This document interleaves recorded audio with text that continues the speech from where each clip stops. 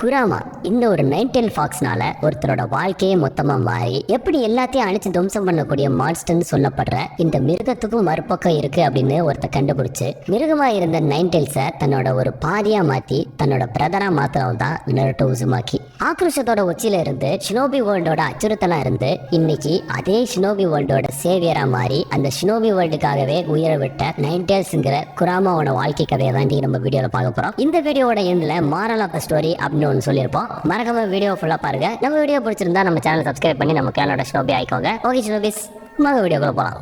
1000 வருடங்களுக்கு முன்னால பூமியில மிகப்பெரிய யுத்தம் நடந்துச்சு.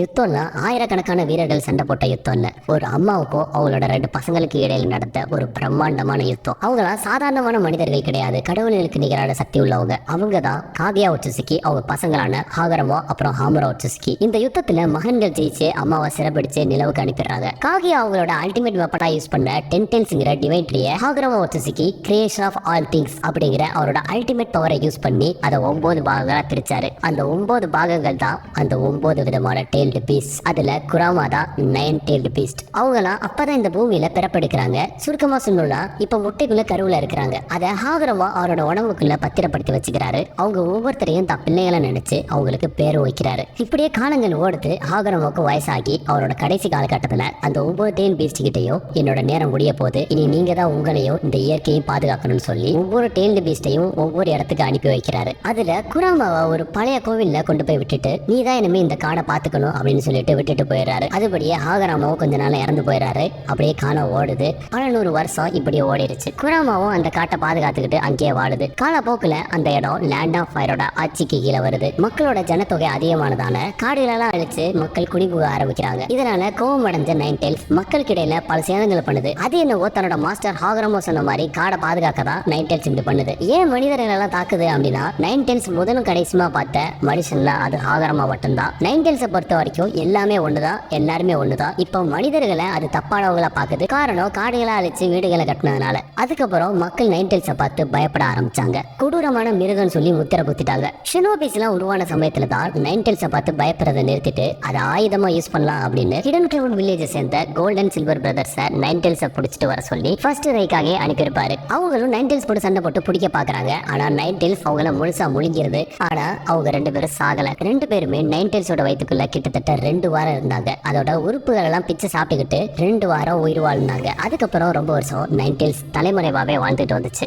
அப்பதான் ஒரு நாள் மாதரா நைன்டெல்ஸ் இருக்கிற இடத்த கண்டுபிடிச்சு அவரோட ஷேரிங்கான யூஸ் பண்ணி நைன்டெல்ஸை அவர் கண்ட்ரோல்ல எடுத்து ஹாஷிராமா கூட யுத்தம் செஞ்சாரு. அந்த யுத்தம் பல நாள் நடந்துச்சு. அந்த யுத்தத்தால அங்க இருந்த இடம் மொத்தமே உருக்குலைஞ்ச போச்சு. இந்த சம்பவத்துக்கு அப்புறம் தான் அந்த இடத்துக்கு ஃபயல் வேலி அப்படின்னு பேர் வந்துச்சு. ஹாஷிராமா மாதரா 2 பேருக்குமே ஒரு பிரம்மாண்டமான சிலையும் அவங்க வச்சாங்க. அந்த யுத்தத்துல லார்ட் ஹாஷிராமா செஞ்சு மாதராவை தோக்கடிச்சு நைன்டெல்ஸை மாதராவோட கட்டில இருந்து விடுவிச்சாரு. இப்படி மனிதர்கள் எல்லாம் இவ்வளவு மோசமானவங்களா இருக்கிறாங்களே, நம்மள எல்லாரும் ஒரு மிருகமா ஒரு ஆயுதமா தான் பாக்குறாங்கன்னு குராமா கிட்ட இருந்த கொஞ்ச நஞ்ச இறக்கமும் போய் ஹேட்ரடோட மொத்த உருவமா மாறி நைன்டெல்ஸா உருவெடுத்துச்சு. அதுக்கப்புறம் தான் ஹாஷிராமா செஞ்சு இந்த டெய்ல் பீஸ்ட் எல்லாம் இப்படியே சுதந்திரமா விடுறதால பல மக்கள் அதோட சக்தியை தனக்கு சொந்தமாக்கிக்க பாக்குறாங்க அப்படின்னு சொல்லி ஜிஞ்சரிக்கி அப்படிங்கிற ஒரு வழிமுறையை நடைமுறைக்கு கொண்டு வந்தாரு ஹாஷிராமா செஞ்சு. அதுக்கப்புறம் ஒவ்வொரு நேஷனுக்கும் ஒவ்வொரு டெய்ல் பீஸ்ட்டை கொடுத்து ஒவ்வொரு டெய்ல் பீஸ்ட்டுக்கும் ஒவ்வொரு ஜிஞ்சரிக்கிஸை உருவாக்குனாங்க. அதுபடியே தன்னோட மனைவியான மீட்டோ உசுமாக்கிய நைன்டெல்ஸோட முதல் ஜிஞ்சரிக்கியா ஆக்கியிருப்பாரு. நைன்டெல்ஸ் மாதிரியான ஒரு கட்டுக்கணங்காத பவர்ஃபுல் பீஸ்ட்லாம் கட்டுப்படுத்தணும்னா அதுக்கு அதிபயங்கர சக்கரா ஃபோர்ஸ் தேவைப்படும். அதனாலதான் உசுவாகி கிளான சேர்ந்த அவரோட மனைவி உடம்புலயே சீல் பண்ணியிருப்பாரு. ஃபர்ஸ்ட் ஷினோபி வேர்ல்டு வார் நடந்துகிட்டு இருந்த சமயம் அப்போ மீட்டோ உசுமாக்கி மாசமா இருந்தாங்க. அவங்களோட டெலிவரி டைம்ல அந்த சீல் கிட்டத்தட்ட பிரேக் ஆகிற நிலைமையில இருந்துச்சு. வேற யாராச்சும் நைன்டெல்ஸ் ஜிஞ்சரிக்கியா இருந்திருந்தா கண்டிப்பா சீல் பிரேக் ஆகி நைன்டெல்ஸ் வெளியே வந்திருக்கும். அவங்க உசுமாக்கிங்கிறதால அவங்களால அந்த சமயத்திலயுமே நைன்டெல்ஸை கட்டுப்படுத்த முடிச்சிருக்கு. காலம் ஓடி ஆஷிராமா செஞ்சு இறந்து மீட்டோ உசுமாக்கியோட கடைசி காலம் வந்த நேரத்துல தான் நைன்டெல்ஸ்க்கு அடுத்த ஜிஞ்சரிக்கியை தேடினாங்க. கண்டிப்பா அதுவும் ஒரு உசுமாக்கியா தான் இருக்கணும்னு சொல்லி லேண்ட் ஆஃப் வேர்ல்பூல்ல இருந்த குஷினா உசுமாக்கிங்கிற ஒரு பொண்ணை அடுத்த ஜிஞ்சரிக்கியாக்க லீஃப் வில்லேஜுக்கு கூட்டிட்டு வந்திருப்பாங்க. அதுபடியே குஷினா மீட்டோ உசுமாக்கியை சந்திச்சு அவங்களுக்கு தேவையான எல்லா விஷயத்தையும் சொல்லி கொடுக்குறாங்க. உனக்குள்ள இருக்கிற ஹேட்ரன் தான் நைன்டெல்ஸை வெளியே கொண்டு வரும். அதை தடுக்கணும்னா அதை நீ ஓவர் கம் பண்ணணும். அதை நீ ஓவர் கம் பண்ணணும்னா அன்பு செலுத்துறது தான் ஒரே வழி அப்படின்னு சொல்லியிருப்பாங்க. குஷினா ஒரு பொண்ணு அப்படிங்கறதால இவளுக்கு ஒரு நாள் பிரசவ நாள் வரும். அப்போ நமக்கு நடந்த மாதிரி இவளுக்கு நடந்துடக்கூடாது அப்படின்னு அப்ப இருந்த ஹொக்காகேயான லார்ட் தேர்ட் ஹெர்சன் சோடோபிக்கு அந்த சீலிங் ஜுட்ஸோ சொல்லி கொடுத்திருப்பாங்க மீட்டோ உசுமாக்கி. இப்படி இருக்கையில ஒரு நாள் குஷினா நைன்டெல்ஸோட அடுத்த ஜிந்துரிக்கி ஆனது தெரிஞ்சு ஹிடன் கிளவுட் வில்லேஜ் நோபிஸ் அவளை கடத்திட்டு போறாங்க. அப்போ குஷினா அவளோட ரெட் ஹேரை போற வழியில எல்லாம் பிச்சு போட்டுட்டே போறா. அப்போ அங்க குஷினாவோட கிளாஸ்மேட்டான லீஃப் வில்லேஜை சேர்ந்த மினாட்டோ நமிகாசே அந்த ரெட் ஹேர் போற திசையை பின்பற்றி அதை ஷினோபிஸை அடிச்சு போட்டுட்டு குஷினாவை காப்பாத்திடுறா. அதுல இருந்து குஷினாவை பர்சனலா பாதுகாக்கிற பொறுப்பை மினாட்டோவுக்கு கொடுத்திருப்பாங்க. அதனால மீட்டோ மினாட்டோவுக்கோ அந்த சீலிங் ஜூஸோ சொல்லி கொடுக்குறாங்க. இப்படி இருக்கையில தான் இவங்களுக்கு நடுவுல காதல் மலருது. ஆனா ஒருத்தருக்கு ஒருத்தர் சொல்லிக்காமலே நேசிக்கிறாங்க. மினாட்டோவுக்கும் குஷினாவுக்கும் அப்ப வயசு 15 இருக்கும். குஷினா அப்பதான் புது நைன்டெல்ஸோட ஜிந்துரிக்கி ஆனதால அவளை ஈஸியா நைன்டெல்ஸ் டேக் ஓவர் பண்ணிடும். அதை கண்ட்ரோல் பண்றதுக்கு குஷினாவுக்கு கொஞ்சம் காலம் ஆகும் அப்படின்னு சொல்லி அவனை ஒரு சீலுக்குள்ள இருக்க வச்சாங்க. அந்த சீலை விட்டு வெளியே போனா குஷினாவை ஈஸியா நைன்டெல்ஸ் கண்ட்ரோல் எடுத்துருங்கிற மாதிரி குஷினாவை பாதுகாப்பா வச்சிருப்பாங்க. குஷினாவை பாதுகாக்கணும்னு சொல்லி மினாட்டோ ரசிங்கன்னு ஒரு புது ஜுட்ஸை கண்டுபிடிச்சிருப்பாரு. அந்த சமயத்துல தான் குஷினா அந்த சீலை விட்டு வெளியே வந்திருப்பாங்க. அதனால நைன்டெல்ஸும் குஷினாவை கண்ட்ரோல் எடுத்து மினாட்டோ பலமா தாக்கியிருக்கும். அவ்வளவு பலமா தாக்கியும் மினாட்டோ குஷினாவுக்கு ஒரு சீலிங்க போட்டிருப்பாரு. அப்படி இருந்தும் நைன்டெல்ஸ் விடுற மாதிரி தெரியல. அப்போ மினாட்டோ நான் குஷினாவை லவ் பண்றேன், அதனால அவளை ஈஸியா நான் அவளை விட மாட்டேன் அப்படின்னு சொல்லவும் அந்த இடத்துல லவ்வோட பவர் வேலை செஞ்சது. குஷினா அவளோட அடமாண்டியம் சீலிங் செயினை வச்சு நைன்டெல்ஸை சீன் பண்றாங்க.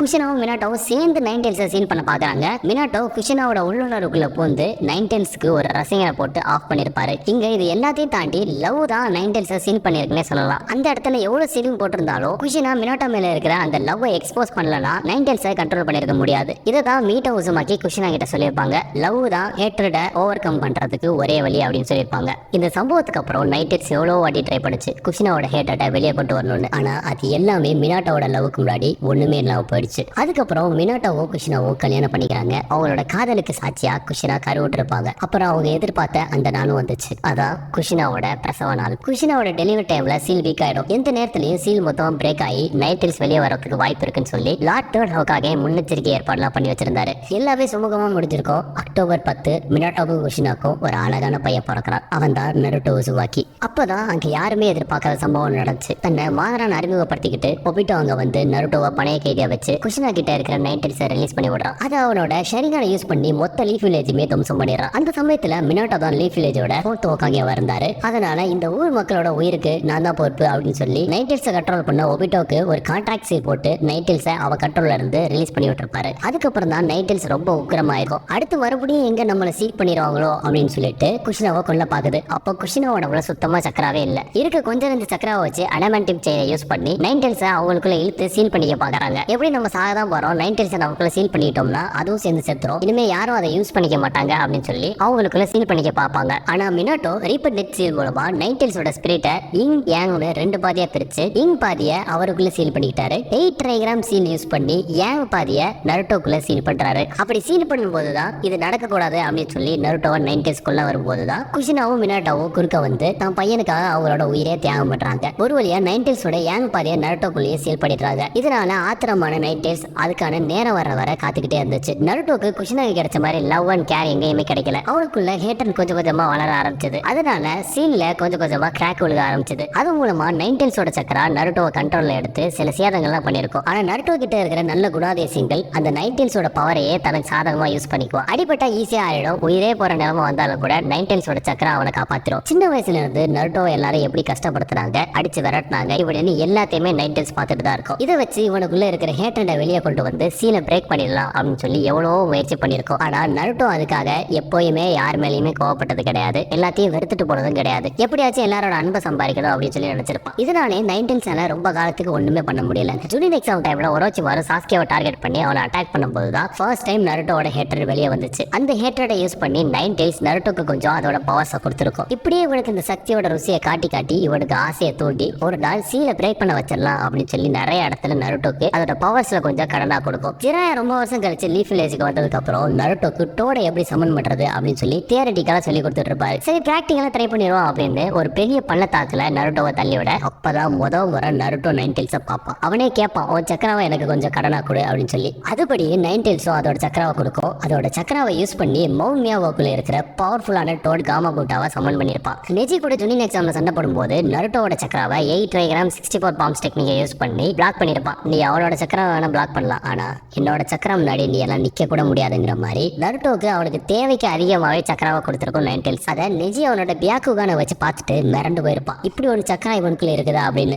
சாஸ்கேவை தடுத்து திரும்ப லீஃப் வில்லேஜுக்கு கூட்டிட்டு வர முயற்சியில நருட்டோ சாஸ்கே கிட்ட சம்மாடி வாங்கியிருப்பான். அப்போ சாஸ்கே கிட்ட வேற ஒரோச்சிமாரோட கர்ஸ் மார்க் சிடோரி அப்படின்னு பயங்கர பவரோட இருந்திருப்பான். சிடோரியை யூஸ் பண்ணி நருட்டோட ஷோல்டரை காயமாக்கியிருப்பான். இதெல்லாம் பொறுமையா பாத்துக்கிட்டு இருந்த நைன் டெயில்ஸ் என்னோட ஜிஞ்சுரிக்கா இருந்துகிட்டு இந்த பொடியண்டெல்லாம் போய் அடி வாங்குறியடா, அவனுக்கு இப்ப நான் யாருன்னு காட்டு அப்படின்னு சொல்லி நைன் டெயில்ஸ் அதோட சக்கராவை அதிக அமௌண்ட்ல நருட்டோக்கு தாராவாத்து கொடுத்துருக்கோம். அப்பதான் நருட்டோ ஃபர்ஸ்ட் டைம் நைன் டெயில்ஸோட ஒன் டெயில் ஃபார்முக்கு வருவான். சாஸ்கேவை போட்டு குழந்துருவான். இருந்தும் சாஸ்கே பவர்ஃபுல்லா இருந்ததால நருட்டோவை டிஃபீட் பண்ணிட்டு அங்கிருந்து போயிடுவான். ஒன் டெயில்ஸ் வெளியே வந்ததுக்கே இந்த நிலைமை. டூ டெயில்ஸ் த்ரீ டெயில்ஸ் எல்லாம் வெளியே வந்தா அவ்வளவுதான். லீஃப் வில்லேஜை விட்டு ஜிராயா கூட 3 வருஷம் ட்ரைனிங் போயிருப்பான் நருட்டோ. அப்போ டூ டெயில்ஸ் வெளியே வந்திருக்கும். அதையே ஜிராயாவால தாக்கு பிடிக்க முடியாம நெஞ்சில அவ்வளவு பெரிய தழும்பு வாங்கிட்டு வந்திருப்பாரு. அதனால ஜிராயா இதுக்கு மேல பவர் வேணாப்பா, இதுக்கு ஒரு லிமிட் செட் பண்ணிக்கோ அப்படின்னு சொல்லிதான் டோட வச்சு ஒரு சீன் போட்டு விட்டுருப்பாரு. காராவை கடத்திட்டு போய் அவன் உடம்புல இருக்கிற ஒன் டெயில் பீஸ்டை எடுத்து அவன் சாக கிடக்கிறத பார்த்த நருட்டோ செம்ம வெறியாகி நைன் டெயில்ஸோட டூ டெயில்ஸ் வெளியே வந்து போட்டு பொழந்துருவான் டேட்டராவை. ஆனா கக்காசி அந்த சீன் டேகை யூஸ் பண்ணி நருட்டோவை கண்ட்ரோல் பண்ணிடுவாரு.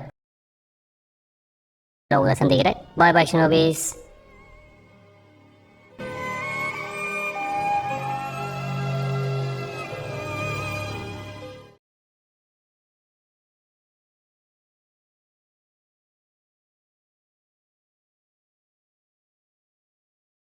பார்த்து பார்க்கலாம்.